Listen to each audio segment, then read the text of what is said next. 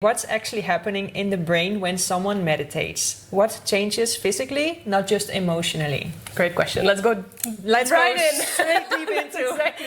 Straight to the That's core. what we want to know. You're the expert. Exactly. So what actually happens in the brain physically, you're asking, right? Because we know, or to an extent, we've heard of the things that happen in terms of how we can feel differently, right? The benefits in our emotional life, in our mental life, etc. But what actually happens in the brain physically is that, first of all, the right and left hemispheres they connect, the connection becomes stronger. So different parts of your brain, the two hemispheres, but also different areas of your brain start communicating better because their connection becomes stronger, which basically means that we become smarter, we become sharper, we become faster. We are using a fuller function of our brain, so to say.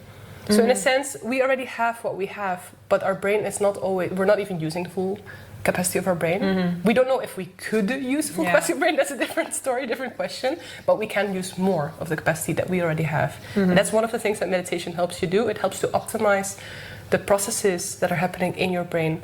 So you're sharper, you're faster, you become smarter, I could say. Another thing that happens is that the prefrontal cortex becomes thicker and also stronger in a sense. Again, the connections in the prefrontal cortex become stronger, which means your cognitive processes, like analytical skills, decision-making, processing skills, they become better, they become stronger.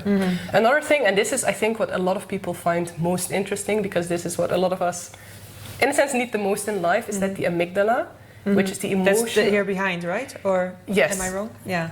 It's an almond shape in the middle, in the bottom center of the brain. Right. Yeah.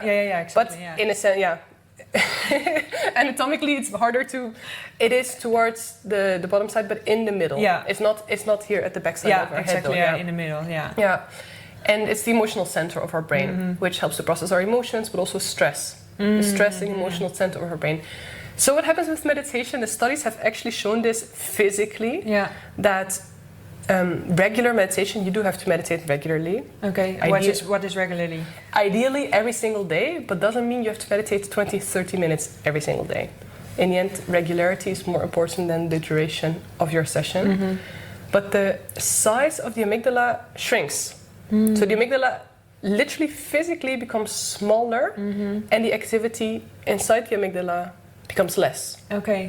Which means that we're able to deal with stress better, we're able to process our emotions better, and that's what helps us feel better as a result of meditation. Because we're able to deal with stress better, we're able to stay more grounded when lots is going on outside of us, because inside we increased our capacity to deal with it. Yeah, because it's smaller as well. Exactly. It's smaller and less activity in the amygdala. The amygdala becomes more resilient. We become more resilient. And that's an actual physical brain change, which is super interesting. So it's not just, we notice it, we feel it, so it must be true. No, we have proven that it is physically true. And that's super interesting. Another thing... Also so many benefits. So many, and just by consistency, not specifically having each day meditation of 20 to 30 minutes, because probably people, of course, I mean, maybe I will be, I am one of them right now, that I'm not meditating, not even every day. And when I do, it's not going to be 20 minutes or 30 minutes, but most likely 5 minutes, 7 minutes, 8, 10 minutes. Exactly. The thing is, like, life is busy enough already. They say, and it's true, that meditation gives you back time because you become more optimized, right? It's right, because once I did this course with you, right? The SAMAVIRA course here in Malaga, which was for 8 weeks. 8 weeks. Every Sunday, I think it was. Every Sunday morning. Oh my God, I felt so great afterwards. That they say that the people who say that don't have time to meditate are just the ones who need to do actually an extra long meditation.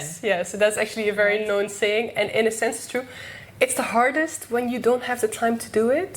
So that's why I always recommend to really build it up very slowly, because that's the main fallback, that people make themselves sit for, let's say, 20 minutes. They manage on day 1, day 2, day 3 it becomes harder, and then by what's way more sustainable is to start with even just 1 minute, 2 minutes, 3 minutes, and increase it with a minute or a few minutes every time, because the chances are so much higher that after a few weeks you still have a practice. Yeah. So in the end, that's way more important, right? Yeah.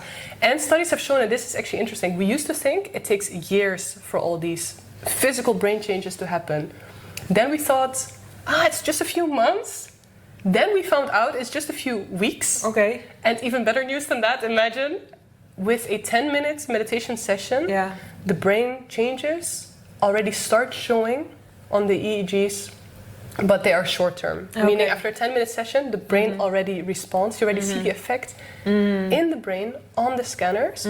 But if you don't continue your practice the next day or next days, of course, those changes fade away again. It's kind of going to the gym. If you just go one time, you feel good afterwards. But if you don't go for the next week, then it's like... Exactly. Meditation is often compared to training your muscles. Yeah. It's training your brain. Yeah. Oh, we all need some brain training these days. Yeah, exactly. So this little recap, it's like the amygdala. Amygdala, yes. Amygdala, this prefrontal cortex. Thing. Yeah. Prefrontal cortex. The hemispheres, they connect. Yeah. The hippocampus, for example, it's the memory center, let's say. The amygdala becomes smaller. The hippocampus becomes bigger, which means we're able to learn better. Our memory becomes better. So it's just very interesting how all the parts of our brain adjust according to their most natural, their most optimized way and state of being, basically. It optimizes our brain. Yeah.